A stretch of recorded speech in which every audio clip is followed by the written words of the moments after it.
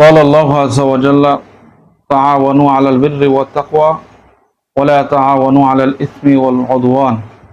আল্লাহ বলেন তোমরা ভালো কাজে সহযোগিতা করো, প্রতিযোগিতা করো, আর খারাপ কাজে সহযোগিতা করবে না, প্রতিযোগিতা করবে না।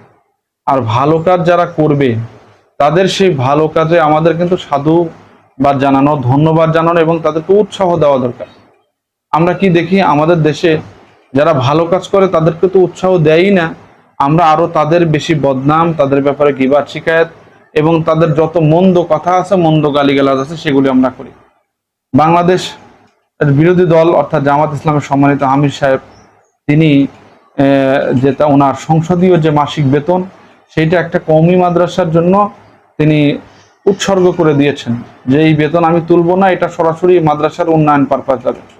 চিন্তা করে দেখেছেন যে আমরা অনেক সময় কওমি ভাইয়েরা সকাল থেকে সন্ধ্যা, সন্ধ্যা থেকে সকাল আমাদের জামাত ইসলামকে গালিগালাজ করি, জামাত ইসলামকে উল্টা পাল্টা বলি, আর সেই জামাতের আমির কওমি মাদ্রাসায় নিজের মাসিক সংসদীয় ভাতা যেটা অনেক, সেটা তিনি কি করছেন, উৎসর্গ করে দিয়েছেন যে এটা আমি নেব না, এটা আমি মাদ্রাসায় দিয়ে দেবো। এরপরও কি আপনাদের বোধোদয় হবে না?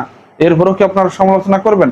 আপনাদের কিছু বলার থাকলে গঠনমূলক বলবেন, কিন্তু তাদেরকে খারাপ বলা, খারেজি বলা, তাদের দ্বারা ইসলাম কায়েম হবে না। তা আপনি আগায় আসেন, আপনি তো মানবিক কাজে আগায় আসেন না, সামাজিক নেতৃত্বের জায়গাতে আপনি যান না, রাজনৈতিক ক্ষেত্রে আপনি ভূমিকা রাখেন না, শুধু আপনি বসে বসে ফতোয়াটা দিতে পারেন।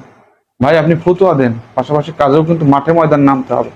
এই জন্য আমরা অনেক দেখলাম ফেসবুকে কমেন্টে বাজে গালিগালাজ করছে, এটা কারা চিন্তা করা যায়?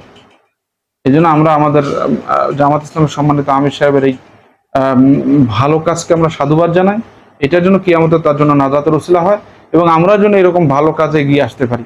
আর কওমি ওলামায়ে কেরামদের বলবো, আপনারা বিদ্বেষের জায়গা থেকে বের হয়ে আসেন, গঠনমূলক সমালোচনা করেন, তারা আপনার গঠনমূলক সমালোচনাকে গ্রহণ করবে, কিন্তু আপনি বিদ্বেষের জায়গা থেকে বের হয়ে আসেন।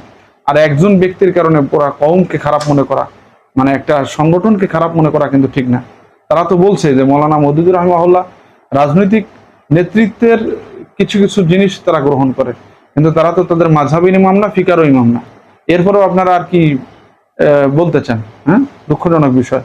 এই জন্য আসুন ভাই, বিদ্বেষের জায়গা থেকে বের হয়ে আসে, আমরা আমির সাহেবের এই কাজকে আমরা উৎসাহ দেই এবং আমরা এই ফেসবুকে অহেতুক সমালোচনা না করে, আপনি একটা বাজে কমেন্ট করতেছেন, ওইটা যদি সে না হয়, কিয়ামতের ময়দানে কিন্তু এই কমেন্টের কারণে আল্লাহ আপনাকে ধরতে পারে। এই জন্য মনে করেন জবান দিয়েছে আর যা মন চায় তাই বলবেন, বলেন, কিন্তু আল্লাহর কাছে জবাব